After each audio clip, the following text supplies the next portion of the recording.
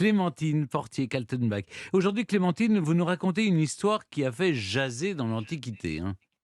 Oui, en effet, mais alors surtout, moi, ce qui me frappe dans cette histoire, c'est que il ne fallait pas avoir peur d'avoir une vie de famille compliquée, parce que la vie de famille de Néron, elle a déjà été évoquée par vous-même, Oui. Stéphane, dans notre émission, et donc nos auditeurs, sans doute, ont retenu que Néron a eu 3 épouses successives. Alors déjà, voilà, Octavie, Popée, Messaline, donc 3 femmes, mais il va avoir également 3 maris. Donc, de l'art de Ça l'art devient de se très, très compliquer la compliqué vie. quand Trois? même, hein. Bon, Je ne savais ah, même pas qu'il en avait eu oui. un.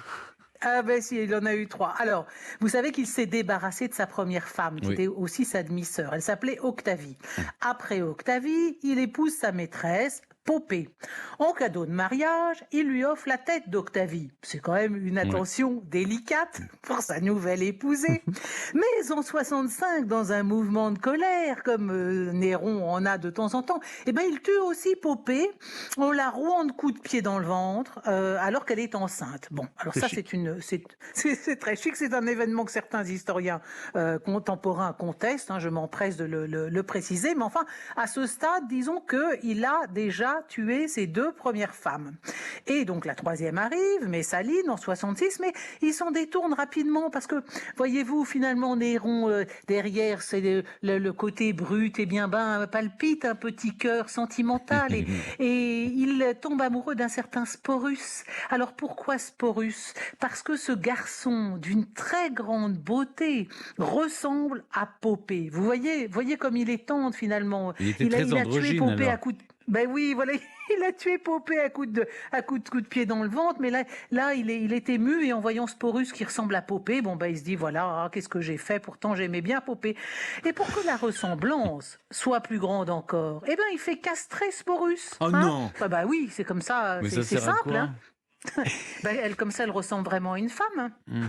Donc il la fait castrer, Sporus, il l'épouse au cours d'un voyage en Grèce, et puis quand il rentre à Rome, il donne des fêtes grandioses pour célébrer ce mariage, et dès lors, il s'affiche avec Sporus, vêtu des atours réservés aux impératrices. Et désormais, tout le monde à Rome doit s'adresser à Sporus en lui disant Madame, impératrice ou maîtresse. Oui, mais Néron, lui, Sporus n'était pas marié à Néron en tant qu'homme, Oui, mais en tant tant que que femme. femme.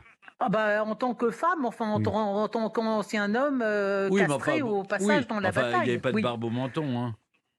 Oui, alors là, évidemment, puis alors une fois qu'on vous a fait quick, comme disaient les castrats de la chapelle Sixtine, il se passe plus grand-chose. Alors, Sporus, de toute façon, n'est pas le seul homme avec lequel Néron se livrera à une parodie de mariage, puisque toujours d'après Suétone et Tacite, il aurait eu 2 autres maris nommés Doryphore et Pythagoras. On ne rit pas. Mais Pythagoras jouait auprès de lui le rôle de mari, là où Sporus était son épouse. Comme ça, là, on a toute la gamme complète Il de a tout tous les vécu, genres. quoi. Et il a tout vécu. Alors, vrai ou faux, bon, ça figure dans les écrits de Suétone et Dion Cassius, où il est largement question des diverses perversions sexuelles de Néron. Vous savez, il est accusé en vrac d'inceste avec sa mère, de viol d'une vestale, enfin, on ne prête qu'aux riches. Mais en tout cas, Néron devait beaucoup tenir à Sporus, parce que c'est à lui qu'il fait appel pour les lamentations rituelles avant de se suicider. Donc ça, c'est quand même la marque d'une affection particulière. Et Sporus, surtout, devait être d'une très, très grande beauté, puisqu'après la mort de Néron, il se retrouve dans le lit du préfet Nymphidius, puis à la mort de Nymphidius, il devient l'amant de l'empereur Othon. Donc vous voyez, Néron, Nymphidius, Othon, tous ont été amoureux de Sporus. Donc Sporus devait vraiment être absolument irrésistible. Et Sporus avait offert à Néron... Il ne devait pas prendre beaucoup de plaisir. Ah bah lui non, bah c'était pas la question. Quand vous êtes dans le lit d'un empereur, c'est pas vous qui êtes censé y obtenir les satisfactions divines qui en sont attendues. Vous êtes là comme instrument du plaisir de celui que vous servez naturellement. En tout cas, Sporus avait offert Pour à vous, Néron tout ça est très naturel, Clémentine. C'est ça qui est vraiment fascinant avec vous. On est vraiment transporté Elle dans nous a le temps. décrit quand même des violences conjugales d'une rare violence Non, avec mais un écoutez, homme Sur femme non mais enceinte. écoutez, Néron messieurs, moi qui tue 3 je de vous ses entraîne reprennent dans une époque. Ah oui, C'est oui, comme c'est si on ça qui est parlait des fascinant. admirables avec César et Cléopâtre si vous voulez, et Marc-Antoine. Ils ont des esclaves sexuels. Et ben c'est comme ça. Et je crois que c'est Tibère qui avait ses petits poissons dans sa piscine. Bon bah on n'était pas là pour savoir si celui qui était l'instrument de son propre plaisir en trouvait aussi. Ça n'était pas la question, ça c'est sûr. En tout cas, Sporus, il a servi à tous les empereurs suivants, si je puis me permettre.